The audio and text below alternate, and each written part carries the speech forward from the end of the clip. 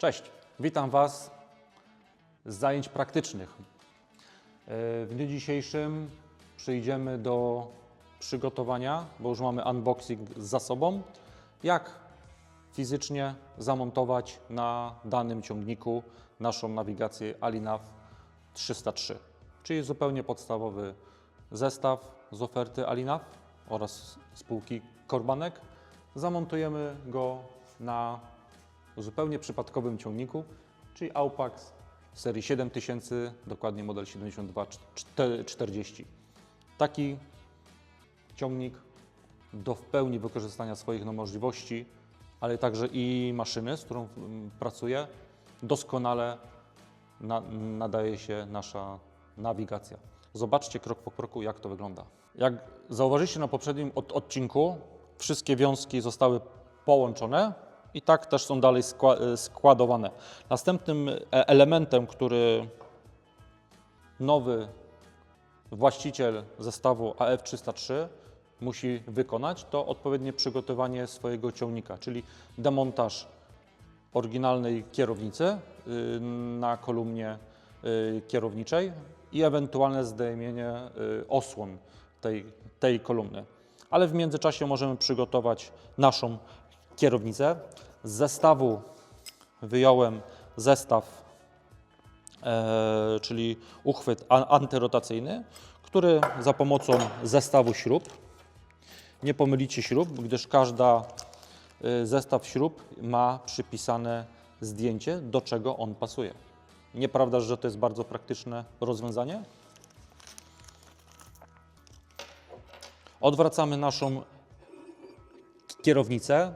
Łatwo możemy dostosować otwory, ale też w zależności jaka jest od specyfikacji naszej kolumny kierowniczej, dostosujemy nasze mocowanie.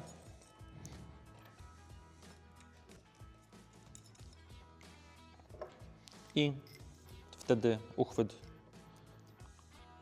mocujemy na kolumnie kierowniczej. Jeżeli to jest zbyt bliska odległość, możemy posłużyć się przedłużką, w zależności, ale to jest wszystko kwestia indywidualna naszego ciągnika, gdyż dostosowanie uchwytu antyrotacyjnego wymaga adaptacji, gdzie jest miejsce na opaskę na kolumnie kierowniczej, gdyż mogą przechodzić jakieś wsporniki pod przełączniki świateł zespolonych, mocowanie wiązek lub innych elementów. Dlatego zestaw Alinav tej nawigacji 303, ale także i większych modeli, jest w pełni przygotowany pod każdy zestaw, pod każdą kolumnę kierownicą.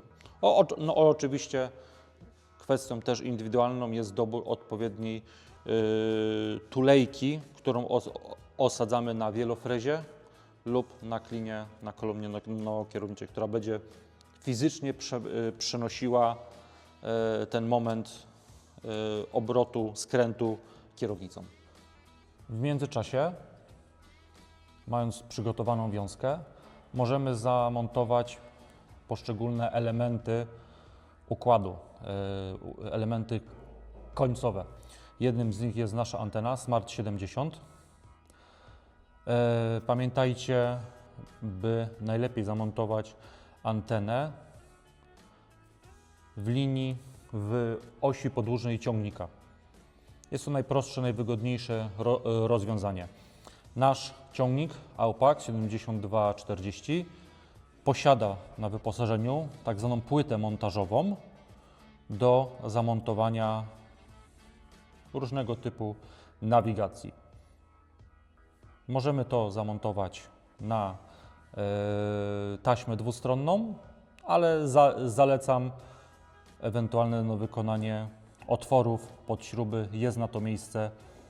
Ważna rzecz, podłączenie musi być w tylnej części. Wtedy mamy pewność, że nasza antena została zamontowana na dachu prawidłowo. Przemieszczając się do kabiny, następnym elementem, który możemy zamontować, jest nasz włącznik fizyczny do wyłączania i włączania prądu. Prostym ruchem odcinamy dopływ prądu z akumulatora do naszego systemu. Po skończonej pracy, jak każde urządzenie, najlepiej jak będzie odcięte od źródła zasilania. Zaczynamy, moim zdaniem, najbardziej kluczowy i trochę chyba moim zdaniem też najbardziej czasochłonny teoretycznie element naszego montażu, czyli montaż naszej kolumny kierowniczej, piastki na kolumnie kierowniczej. Tutaj w Aupaxie 7240 zdemontowaliśmy oryginalną tam kierownicę. W niektórych przypadkach, w różnych markach, modelach, w zależności od roku produkcji, kolumny kierownicze posiadają już mocowania do wsporników antyrotacyjnych. Także tutaj możemy, ale nie musimy korzystać z fabrycznego uchwytu antyrotacyjnego na kolumnę kierowniczą, tylko tak zwana inwencja twórcza. Tutaj nasz zaprzyjaźniony mechanik Bartek wykonał własnoręcznie wspornik, żeby dostosować, który ładnie się chowa w obudowach. Jest to mocno, solidnie zamontowane. Sprawdziliśmy, która piastka nam pasuje z zestawu, zamontowaliśmy ją. Tulejka musi być zamontowana do środka i osadzamy ją na kolumnie kierowniczej i zgrywamy otwory wspornika antyrotacyjnego z otworami na silniku. Wtedy następuje nie obrót samego silnika, tylko kierownicy i następuje skręt ciągnika. A jak szybko to u Was się da zamontować i którą wersję, to już kwestia indywidualna danego ciągnika. Życzę Wam, żeby to była jak najprostsza wersja. Przy okazji montażu silnika na kolumnie kierowniczej wykonaliśmy również montaż fizycznego przycisku do aktywacji i deaktywacji prowadzenia równoległego ciągnika, o którym wspominałem na poprzednim filmie. Całe okablowanie zestawu AF303. Jak go każdy z Was indywidualnie zamontuje na swoim ciągniku, zależy już tylko od Was. Ja tylko schematycznie na poprzednim filmie pokazałem Wam, jak należy poszczególne elementy okablowania spiąć ze sobą. Do kartonu dołączymy od firmy Korbanek także schemat, gdybyście nie mogli zobaczyć poszczególnych wtyczek na filmie. Byście szybko i sprawnie zamontowali, co przekłada się na Wasze zadowolenie. Cała instalacja jest z zasilania bezpośrednio z akumulatora i tam należy to podłączyć. Czerwony przewód, wiadomo, plusowy, czarny minusowy. Każdy z nich jest zabezpieczony bezpiecznikiem, ale pamiętajcie, nawigacja działa na zasilaniu 12 V. Jeżeli macie jakiekolwiek inne 24V, zwróćcie uwagę, by prawidłowo podłączyć pod akumulator.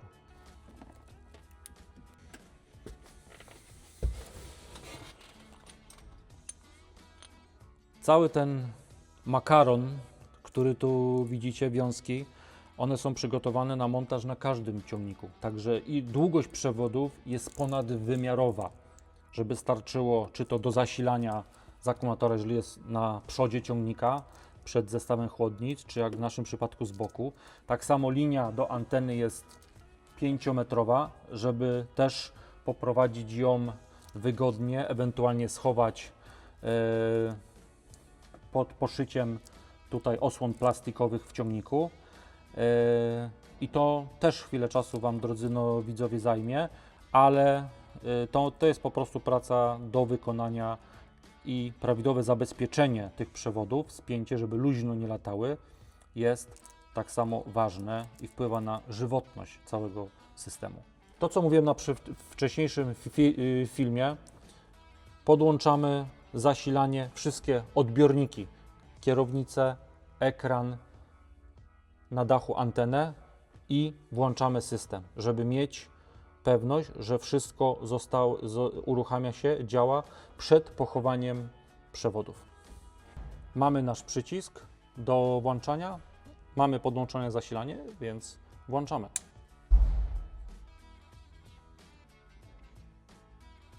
System jest oparty na Androidzie 10 wersji.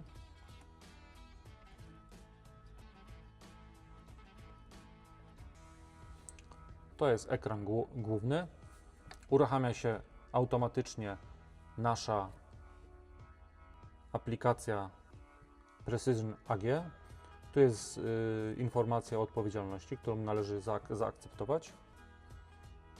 I system uruchamia nam się na ekranie roboczym. Dla przypomnienia, producent bardzo fajnie, logicznie, w prosty sposób podszedł do interfejsów Precision AG, gdyż taki interfejs występuje we wszystkich modelach nawigacji z grupy Alinav.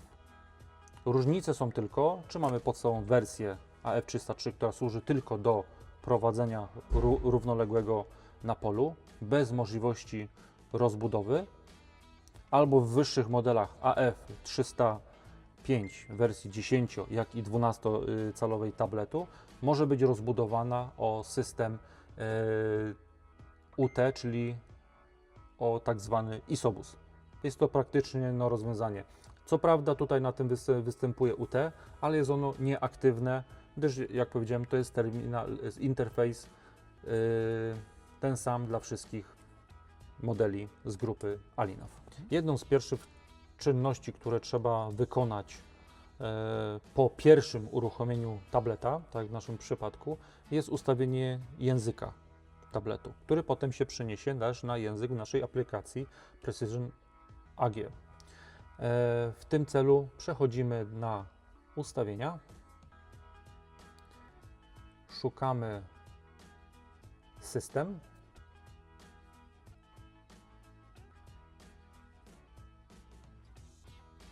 języki i ustawienie języka polega na tym, że nasz wybrany język musi być na pierwszej pozycji.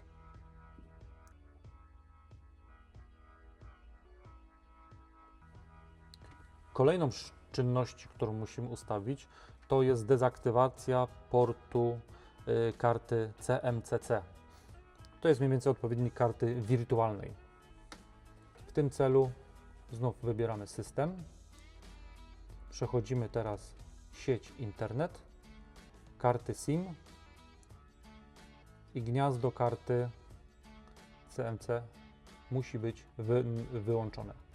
Druga karta SIM pojawi nam się, gdy włożymy kartę SIM od naszego operatora, co Państwo musicie zakupić ją we własnym zakresie, musi być aktywna. I wtedy nam się pojawi nazwa jednej z sieci komórkowej, którą wybraliście. Precision AG mamy w formie tutaj ikonki, uruchomi nam się, wtedy będziemy widzieć połączenie GSM, albo jak w tym przypadku możemy zastosować sieć Wi-Fi.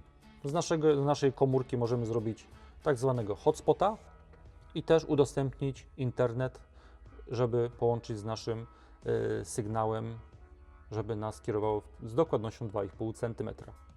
Ale żeby to wykonać, też musimy założyć konto samodzielnie na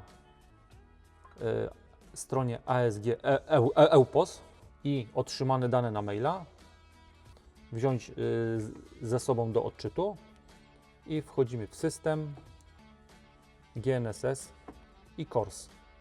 I tutaj wprowadzamy zgodnie z mailem adres IP, porty, punkt montażowy wybieramy później i wprowadzamy nazwę użytkownika oraz nasze hasło, które powinniśmy znać tylko my.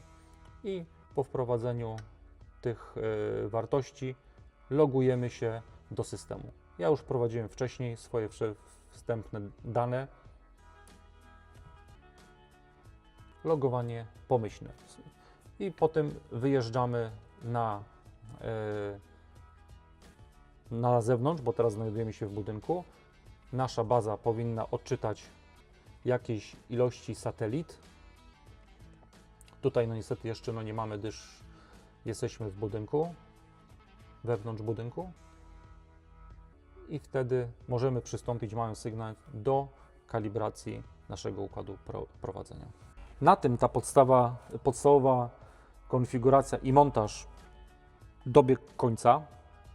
Mam nadzieję, że ten materiał będzie dla Was pomocny w samodzielnym montażu.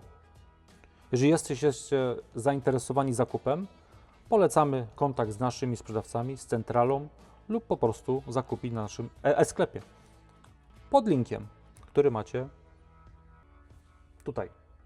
Dziękuję za uwagę i do zobaczenia. Kliknij jeden z polecanych filmów, aby obejrzeć najlepsze produkcje na naszym kanale. Zasubskrybuj kanał, aby być na bieżąco i nie przeoczyć nowego filmu. Nowe filmy dodajemy codziennie o godzinie 6 rano, a shortsy od 17 do 22.